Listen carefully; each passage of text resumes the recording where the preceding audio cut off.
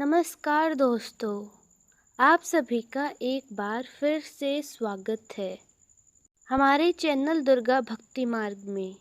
आज हम आपके लिए लेकर आए हैं अपरा एकादशी व्रत कथा। एक समय की बात है, युधिष्ठिर महाराज ने भगवान श्री कृष्ण से पूछा कि हे माधव, ज्येष्ठ माह के कृष्ण पक्ष में आने वाली एकादशी का क्या नाम है तथा इसका क्या महत्व है, मुझे विस्तार पूर्वक बताइए। तो श्री कृष्ण बोले, हे युधिष्ठिर, आपने जन कल्याण के लिए बहुत ही उपयोगी प्रश्न पूछा है। ज्येष्ठ माह के कृष्ण पक्ष में आने वाली एकादशी का नाम अपरा एकादशी है। यह एकादशी प्रेत योनि में गई हुई जीव आत्मा को मुक्ति प्रदान करती है। इसीलिए इस एकादशी के दिन अपने पूर्वजों का ध्यान करते हुए व्रत का पालन करना चाहिए। पुरातन समय सिद्ध मकरध्वज नाम का एक महान राजा राज किया करता था। वह बहुत ही धर्मात्मा था। उसके राज्य में पूर्वक निवास कर रही उसके छोटे भाई वृद्धिध्वज अत्यंत क्रूर और अन्याय राजा थे। मल्लध्वज की लोकप्रियता से वह बहुत चिढ़ता था और उससे द्वेष किया करता था। उसने एक ऐसा कुकर्म किया जिसकी कल्पना भी असंभव है।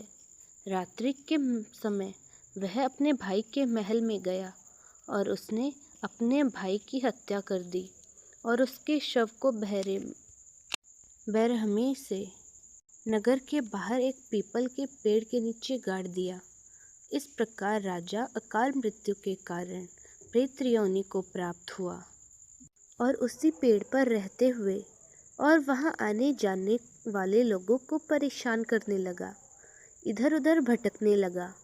एक समय ईश्वर की इच्छा से महान ऋषि धौम्य पीपल के पास से गुजर रहे थे। तब उन्हें उस प्रेत के होने का आभास हुआ। अपनी तपोबल से उन्होंने उस प्रेत को देखा और यह भी जान लिया कि यह उसकी दुर्दशा कैसे हुई थी। उदार मन वाले ऋषि ने प्रेत की योनि में रहने वाले राजा को पेड़ से नीचे उतारा और उन्हें परलोक विद्या का दान दिया। करुणा से वशीभूत होकर ऋषि ने राजा को प्रेत योनि से मुक्ति प्रदान करने हेतु अपरा एकादशी का अनुष्ठान बताया और उन्होंने वह अनुष्ठान किया। उन्होंने एकादशी का पुण्य फल राजा को अर्पित कर दिया।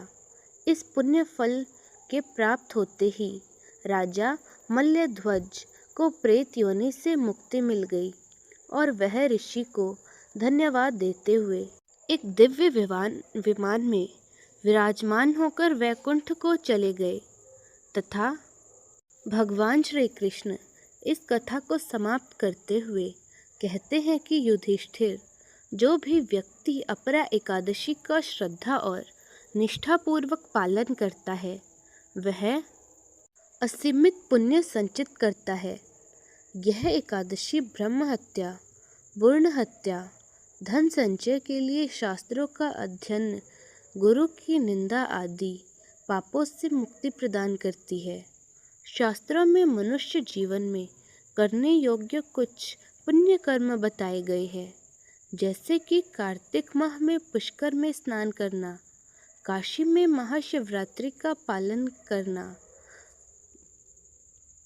गया में पिंड दान करना, पुष्कर में स्नान करना, माघ माह में प्रयाग में स्नान करना, स्वर्ण का दान देना, भूमि का दान देना आदि। वर्तमान समय में जो व्यक्ति यह सब पुण्य कर्मों को नहीं कर पाते, वह इन सभी का फल अपरा एकादशी का व्रत और पूजन करके प्राप्त कर सकते हैं। व्यक्ति को अपरा एकादशी के व्रत का पालन करना पूरी निष्ठा पूर्वक करना चाहिए। जय श्री हरि विष्णु की। अगर आपको यह वीडियो अच्छी लगी तो वीडियो को लाइक करें, शेयर करें और हमारे चैनल दुर्गा भक्ति मार्ग को ज़रूर सब्सक्राइब करें। धन्यवाद।